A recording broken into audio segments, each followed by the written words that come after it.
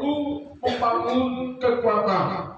Sebab tanpa kita membangun kekuatan, tidak mungkin kita akan menjadi pribadi yang teguh. Kekuatan mana yang harus kita bangun? Kekuatan yang ada di dalam diri kita, yang tidak bisa dilihat oleh mata, tetapi berdampak kepada seluruh perjalanan hidup kita, mentalitas kita, semangat hidup kita, gaya hidup kita. Saya percaya sekalipun kita diperhadapkan kepada situasi yang kurang nyaman atau tidak menyenangkan, kita akan diberikan kemampuan oleh Tuhan untuk menghadapinya. Kita pasti tak bisa eksis di tengah-tengah kecamuk masalah yang sedang terjadi. Minggu lalu saya sudah menyampaikan kepada kita bagaimana kita bisa lulus dalam menghadapi ujian dan pertolongan Tuhan dinyatakan kepada kita.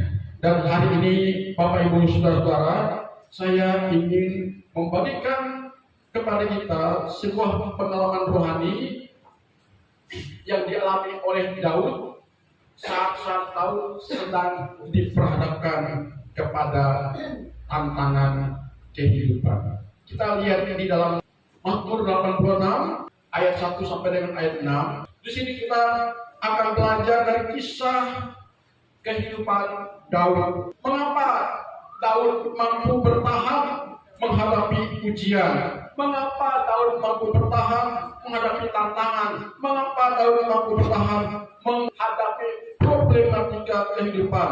Dan ia selalu tampil sebagai pemenang. Apa rahasianya, saudara-saudara? Mungkin kalau kita menjadi Daud misalnya, kita mungkin sudah hancur berkeping-keping. Tetapi lain dengan Daud. Memang awalnya Daud bangga bisa menjadi menantu Raja Saul. Tetapi ketika dia sudah memiliki predikat sebagai menantu raja, Daud dibenci oleh mertuanya. Bahkan kebencian dari mertuanya berapi-api membara teramat sangat, dan dia berusaha untuk membunuh Daud juga. Tidak hanya dengan kekuatan tangannya, tetapi dia juga menggunakan seluruh kekuatannya, angkatan perangnya, panglima-panglimanya, para menterinya, orang-orang kepercayaannya untuk membunuh Daud. Tetapi Alkitab mencatat Daud lolos dari ancaman pembunuhan Saul. Ketika Saul mati, Daud menjadi raja, dan setelah Daud menjadi raja, tantangan juga tidaklah berakhir. Tapi Daud selalu digoncang, anaknya sendiri memberontak kepadanya, belum lagi menghadapi musuh-musuhnya. Tetapi singkat cerita, Daud selalu tampil sebagai pemenang.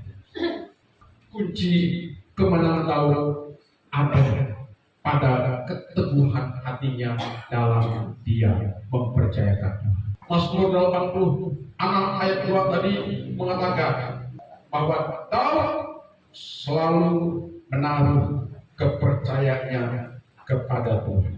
Ayat 2 dari Mazmur 86 tadi mengatakan, peliharalah nyawaku sebab orang yang kau kasihi, selamatkanlah hambamu yang percaya kepadamu. Dan banyak kali kita berdoa, saudara, tanpa kita memiliki keimanan yang kuat kepada Tuhan, tanpa kita memiliki keteguhan hati dalam kita mempercayai Tuhan, kita berdoa, yang mudah-mudahan saja Tuhan berpihak kepada saya. Seringkali kita berdoa, mudah-mudahan saja, insya Allah kita orang sembuh. Semoga Tuhan menolong saya. Dalam iman Kristen, kita tidak pakai kata mudah-mudahan, saudara. Yang jelas, seperti yang dialami oleh Daud, peliharalah nyawaku sebab aku orang yang kau kasihi. Inilah dasar Daud berani berdoa kepada Tuhan, berani meminta kepada Tuhan, peliharalah nyawaku sebab aku ini adalah orang yang engkau kasihi, selamatkanlah aku yang percaya kepadamu. Nah, pertanyaannya kepada kita yang hadir dalam ibadah pagi ini, apakah kita sudah benar-benar meyakini kalau saudara adalah orang yang Tuhan kasihi? Benarkah kita orang yang Tuhan kasihi? Atau benarkah diri kita sebagai orang yang sudah mempercayakan hidupnya kepada Tuhan? Mari kita belajar dari pengalaman rohani Daud. Daud selalu menaruh kepercayaannya kepada Tuhan. Inilah kunci atau rahasia Daud selalu menang dalam menghadapi tantangan kehidupan. Karena itu kepada kita yang hadir hari ini, kita boleh saja bersyukur bahwa kita di sosok ini, kata orang Jawa, adem-adem saja, tidak banyak masalah. Kita bekerja masih nyaman, kita tidak mengalami yang namanya pemecatan dari dunia kerja. Kita masih bisa lega, saudara-saudara. Tetapi jangan terlena, sebab apa yang terjadi di Amerika berdampak kepada Indonesia.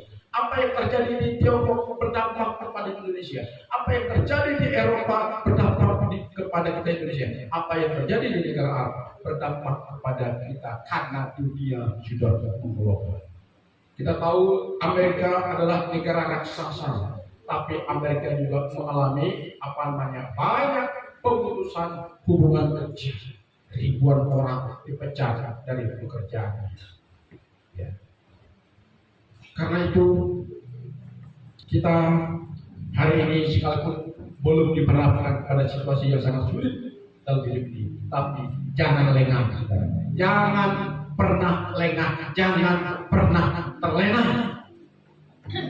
Jangan kita berkata, udah kami di sosok nyaman, kami di sosok enak, kami di sosok tenang, kami minta belum damai. Tak perlu terlalu bergantung kepada Tuhan. Cukup aku bergantung kepada keahlianku, kepada skillku, kepada usahaku, kepada pekerjaanku, kepada bisnisku. Cukup.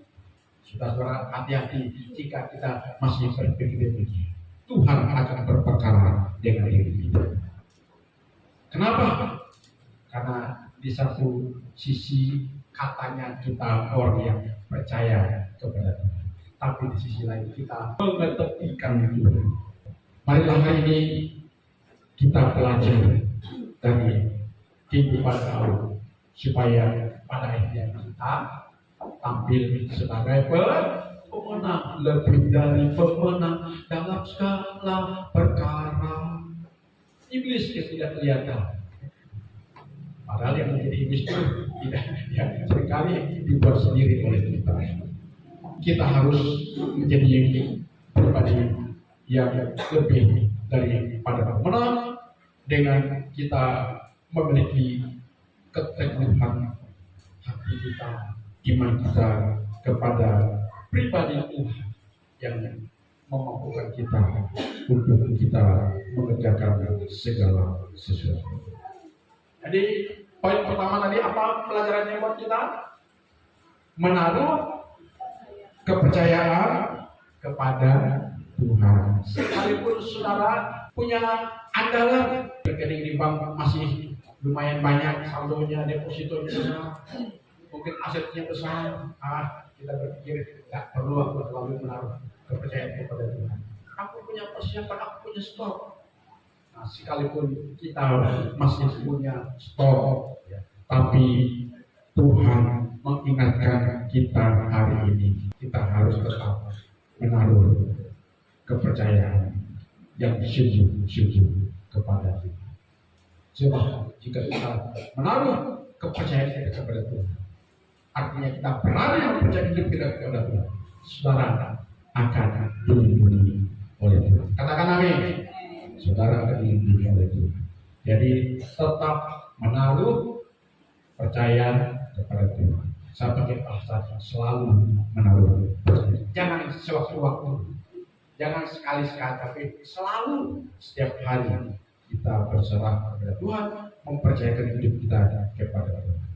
Ini rahasia pertama kalau kita mau menjadi pemenang kehidupan. Yang kedua kita lihat dalam Mazmur 119 ayat 92. Bagaimana bunyinya? Kita baca. Sekiranya Tauratmu tidak menjadi kegemaranku, maka aku telah binasa dalam sengsaraku.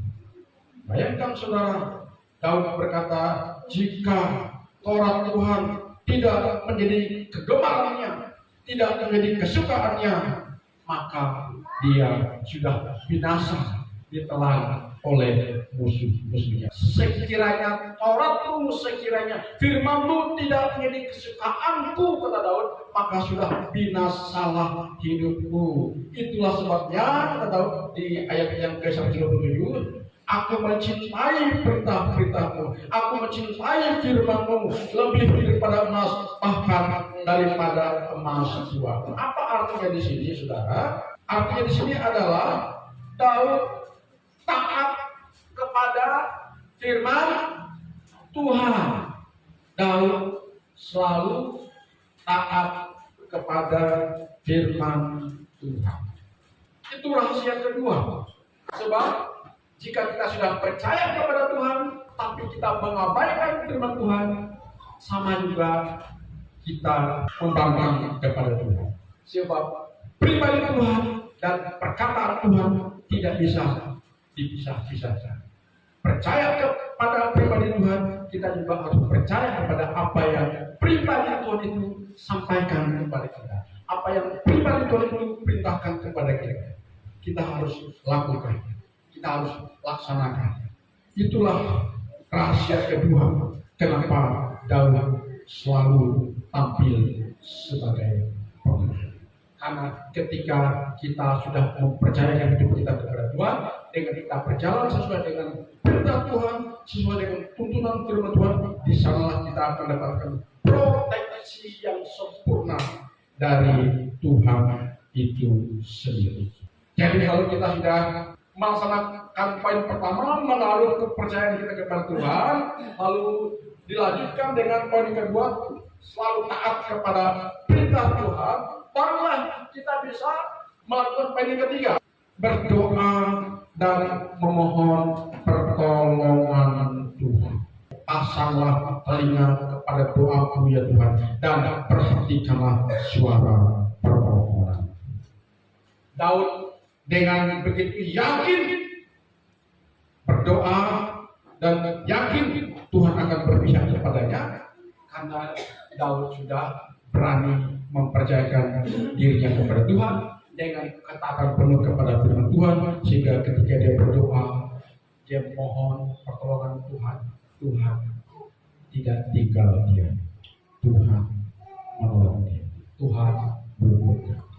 Saya percaya di sepanjang tahun 2025 ini, sekalipun dunia gonjang-ganjing, keadaan tidak semakin baik, tapi kalau kita menaruh kepercayaan kita kepada Tuhan dengan ketaatan penuh kepada firman Tuhan, percayalah janji pertolongan Tuhan, pembelaan Tuhan, perlindungan Tuhan, pemeliharaan Tuhan pasti akan Tuhan nyatakan kepada kita. Amin.